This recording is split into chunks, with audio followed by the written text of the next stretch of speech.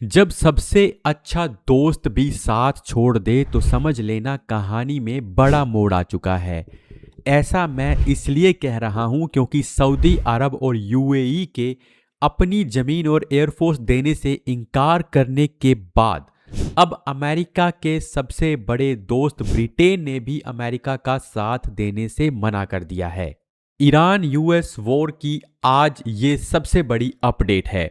The telegraph की इस report के हिसाब से ब्रिटेन के प्रधानमंत्री कियर स्टारमर ने फिलहाल अमेरिका को यूके के आरएएफ बेसिस को ईरान पर हमले के लिए इस्तेमाल करने की अनुमति नहीं दी है। यहां पर मैंने फिलहाल शब्द का इस्तेमाल इसलिए किया है क्योंकि आज की स्थिति तो यही है और इस वजह से अमेरिका अपनी ही दबाव नीति में फंसता हुआ नजर आ रहा है। ट्रंप और अमेरिका बार बार कह रहे हैं कि अगर ईरान न्यूक्लियर डील पर राजी नहीं होता तो अमेरिका सैन्य विकल्प इस्तेमाल कर सकता है। और पिछले कुछ हफ्तों से अमेरिका ने मिडिल ईस्ट में जाकर जमकर शक्ति प्रदर्शन किया है। 2003 के इराक युद्ध के बाद ये फाइटर जेट्स की सबसे बड़ी फ्लीट है जिसे मिडिल ईस्ट में तैनात किया गया है। इसमें F-35, F-22, F-15 और F-16 जैसे फाइटर जेट्स के साथ साथ KC-135 एरियल रिफ्यूलिंग एयरक्राफ्ट भी भेजा गया है ताकि हवा में फाइटर जेट्स को रिफ्यूल किया जा सके। लेकिन अपने सहयोगियों का साथ ना मिलने से अमेरिका के लिए भी ये लड़ाई आसान नहीं होने वाली। ब्रिटेन का साथ ना मिलने को अमेरिका की पहली हार और ईरान की जीत के रूप में भी देखा जाएगा, क्योंकि अमेरिका को अगर यूरोप या हिंद महासागर से लॉन्ग रेंज स्ट्राइक्स करनी है तो उसे ब्रिटेन के कुछ अहम बेसिस की जरूरत पड़ सकती है, जैसे आरएएफ फेयरफोर्ड या डिएगो गार्सिया। लेकिन यूके की कानूनी टीमों ने अंतर्राष्ट्रीय कानून को लेकर चिंता जताई है। तो आइए समझते हैं कि क्या यूके और अमेरिका के रिश्तों में दरार पड़ गई है और इसका ईरान यूएस वॉर पर क्या इम्पैक्ट पड़ सकता है। सबसे पहले डिएगो गार्सिया की अहमियत को समझ लेते हैं। देखिए, डिएगो गार्सिया जो है वो हिंद महासागर में एक छोटा सा द्वीप है जो कि चागोस द्वीप समूह का सबसे बड़ा हिस्सा है और भारत से इसकी दूरी 1796 किलोमीटर के करीब है। इस द्वीप को लेकर लंबे समय से विवाद चल रहा था, जिसके बाद ब्रिटेन ने मई 2025 में एक संधि पर हस्ताक्षर किए जिसके तहत वो चागोस द्वीप समूह की संप्रभुता मॉरिशस को देने के लिए सहमत हो गया है। इस समझौते के बाद भी डिएगो गार्सिया पर स्थित सैन्य अड्डा कम से कम 99 वर्षों तक ब्रिटेन और अमेरिका के नियंत्रण में रहेगा। ब्रिटेन इसके लिए मॉरिशस को सालाना औसतन लगभग 100 करोड़ रुपए का किराया देगा, यानी ब्रिटेन ने 99 वर्षों के लिए इसे लीज पर ले लिया है। ट्रंप ने पहले तो इस डील को ग्रेट स्टुपिडिटी कहा, बाद में इसे समर्थन दे दिया, लेकिन जैसे ही यूके ने आरएएफ बेसिस के इस्तेमाल पर रोक लगाई तो ट्रंप ने फिर से इसके बारे में लिख दिया, do not give away Diego Garcia. यानी सवाल उठता है कि क्या ट्रंप की नाराजगी चागोस डील पर है या असली मुद्दा ईरान स्ट्राइक की अनुमति ना देना है। तो पेंटागन के अंदरूनी सूत्रों के हिसाब से जैसे जैसे संभावित स्ट्राइक की प्लानिंग बढ़ेगी, डिएगो गार्सिया की अहमियत और बढ़ जाएगी। शायद इसी वजह से अमेरिकी राष्ट्रपति का रुख फिर बदल रहा है। 1991 के गल्फ वॉर और 2003 के इराक वॉर में इस बेस की बड़ी अहम भूमिका रही थी।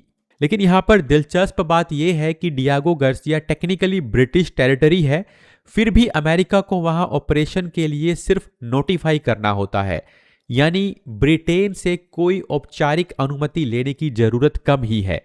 लेकिन इसके अलावा एक और अहम बेस है आरएएफ फेयरफोर्ड, जहां अमेरिकी B-52 और B-2 जैसे स्ट्रेटेजिक बॉम्बर्स पहले भी तैनात रहे हैं। इस बेस का इस्तेमाल करने के लिए अमेरिका को सीधे यूके सरकार से कंसेंट लेना पड़ता है। अब अमेरिका का तर्क ये है कि अगर ईरान का न्यूक्लियर प्रोग्राम अनियंत्रित रहता है तो वो यूके और उसके सहयोगियों के लिए भी खतरा बन सकता है। तो ट्रंप ने अपने बयान में यही कानूनी जस्टिफिकेशन देने की कोशिश की है कि संभावित खतरे को इरेडिकेट करना जरूरी है। लेकिन यहां पर ब्रिटेन ने इंटरनेशनल लॉ का हवाला देकर पेंच को थोड़ा सा फंसा दिया है। तो वो क्या दुविधा है जिसके बारे में ब्रिटेन बात कर रहा है? देखिए, यहां पर ब्रिटेन का रुख सिर्फ राजनीतिक नहीं है बल्कि कानूनी भी है। 2001 के बाद से यूएन के ढांचे में एक सिद्धांत लागू हुआ है कि अगर कोई देश जानबूझकर किसी इंटरनेशनली रॉन्गफुल एक्ट में मदद करता है तो वो भी जिम्मेदार माना जा सकता है। तो रिपोर्ट्स के हिसाब से ब्रिटेन के अटॉर्नी जनरल कार्यालय ने पहले भी सलाह दी थी कि जब तक सीधा आत्मरक्षा का मामला ना हो तब तक इस तरह की किसी भी स्ट्राइक में शामिल होना अवैध माना जा सकता है। पिछले साल जब अमेरिका ने ईरान के कुछ न्यूक्लियर फैसिलिटीज पर स्ट्राइक की थी तब भी यूके ने साफ तौर पर यह नहीं कहा था कि वो ऑपरेशन कानूनी था या नहीं। यहां पर समझना जरूरी है कि यूके की प्राथमिकता ये है कि ईरान न्यूक्लियर वेपन विकसित ना करे, लेकिन तरीका क्या होगा, सैन्य हमला या डिप्लोमेटिक डील, तो फिलहाल यूके डिप्लोमेसी को सपोर्ट कर रहा है और बहुत से दूसरे देश भी यही बात कर रहे हैं। तो यहाँ पर समझ में आता है कि ब्रिटेन का इनकार जो है वो अमेरिका का विरोध करना नहीं है, बल्कि लीगल कवर और पॉलिटिकल बैलेंस की एक कोशिश है। ऐसा इसलिए भी कहा जा सकता है क्योंकि ईरान अमेरिका के बीच बढ़ते तनाव के बाद ब्रिटेन ने एहतियातन टाइफून और F-35 फाइटर जेट्स इस क्षेत्र में भेजे हैं ताकि अगर ईरान जवाबी कार्रवाई करे तो यूके के एसेट्स जो हैं वो सुरक्षित रहें।